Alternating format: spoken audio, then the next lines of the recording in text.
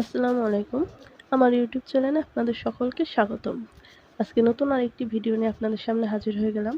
আজকে আপনাদেরকে বানিয়ে দেখাবো মিষ্টি দই।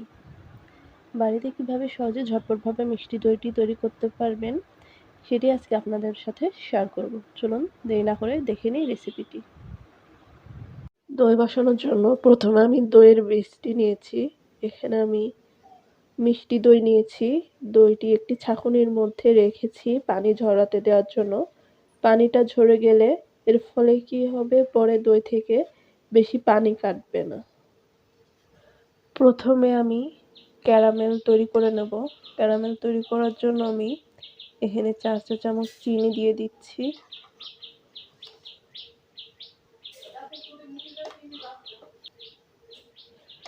এখানে আমি 4 চা চামচ চিনি দিয়ে দিয়েছি। এখন আমি ক্যারামেল তৈরি করে নেব।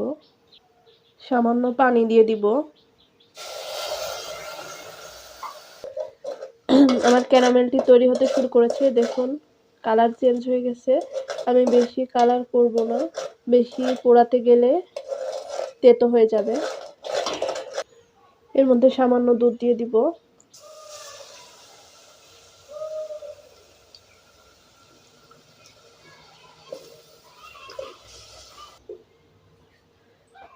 দুধটা ভালোভাবে মিশিয়ে নেব।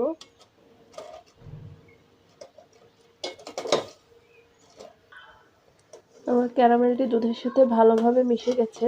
এখন আমি বাকি দুধগুলো হাঁড়ির মধ্যে দিয়ে দেব। এখানে আমি 1 কেজি পরিমাণ দুধ নিয়েছি। আপনারা আপনাদের প্রয়োজন মতো কম বেশি করে নিতে পারেন। দুধটা একটু গরম হলে আমি এর মধ্যে চিনি দিয়ে দেব। দই বানানোর জন্য আপনারা চেষ্টা করবেন খাঁটি গরুর দুধটি নেওয়ার জন্য, তাহলে দইটি একদম পারফেক্ট হবে। আমি এখানে চিনি নিয়েছি 5 চা চামচ। আপনারা চাইলে মিষ্টি কম বেশি করার জন্য আপনাদের প্রয়োজন মতো চিনি নিয়ে নেবেন। চিনিটা আমি এখন দুধের মধ্যে দিয়ে দেব। ভালো করে নেড়ে দিতে হবে যাতে চিনিটা ভেতরে মিশে যায়।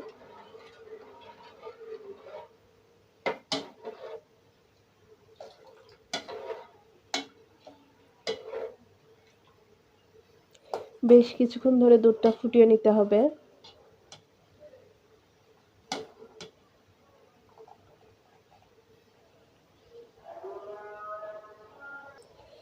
দুধ অনেকটা কমে এসছে, আমি আরও কিছুক্ষণ জাল করে নিব, কিন্তু বেশি ঘন করতে গেলে দইটা আঠালো হয়ে যাবে। সেক্ষেত্রে আমি আর কিছুক্ষণ জাল করে নিব।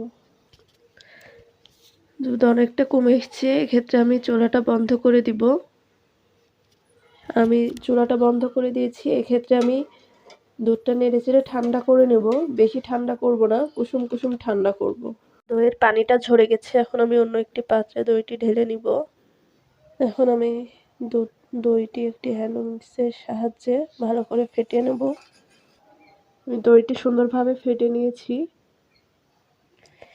দেখতে পাচ্ছেন দুধের উপর অনেক মোটা একটি লেয়ারের সর পড়েছে। আমি দুধটি ভালোভাবে নেড়েচেড়ে নিচ্ছি। দেখবেন আঙুল ডুবিয়ে দেখবেন, যদি সহ্য করার মতো গরম থাকে সেক্ষেত্রে বাকি প্রসেসিং করতে হবে। দুধটি কুসুম কুসুম গরম আছে, বেশি গরম অবস্থায় করতে যাবেন না, একদম ঠান্ডা অবস্থায় দইটি করা যাবে না, কুসুম কুসুম গরম থাকতে হবে। এখন আমি দইয়ের মধ্যে অল্প অল্প করে দুধ দিয়ে দিব।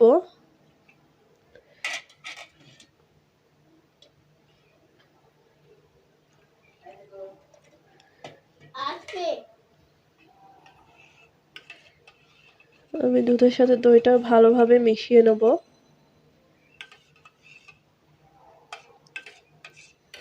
আরও সামান্য কিছু দুধ ঢেলে দিব। আবার নেড়ে নিতে হবে, ভালোভাবে দইটা দুধের সাথে মিশিয়ে নিতে হবে।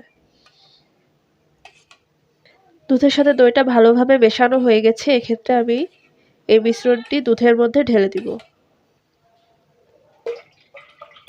একটু ঢালতে হবে আর ভালো করে মিশিয়ে নিতে হবে।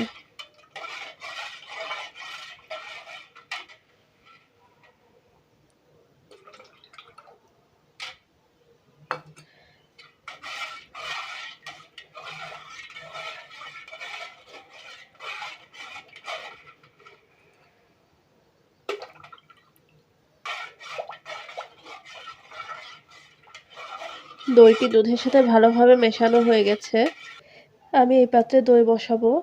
আপনারা চাইলে স্টিলের পাত্রে, মাটির পাত্রে, যেকোনো পাত্রে দইটি বসিয়ে নিতে পারবেন। আমি কাচের বাটিতে দইটি বসাবো।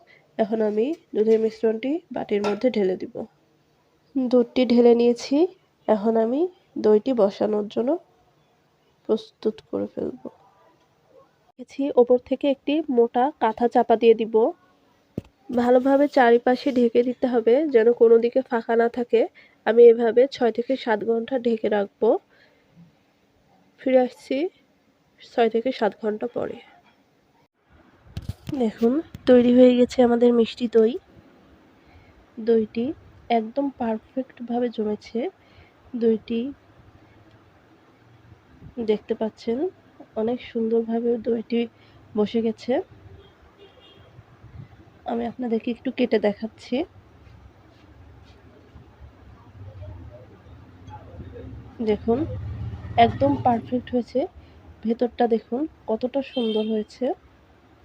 তাহলে আপনারা সহজে এভাবে বাড়িতে মিষ্টি দই বানিয়ে নিতে পারবেন। আশা করছি আমার ভিডিওটি আপনাদের সকলের ভালো লেগেছে। যদি আমার ভিডিওটি আপনাদের ভালো লেগে থাকে তাহলে অবশ্যই লাইক করবেন, কমেন্টস করবেন এবং সাবস্ক্রাইব করে আমার পাশে থাকবেন। ধন্যবাদ।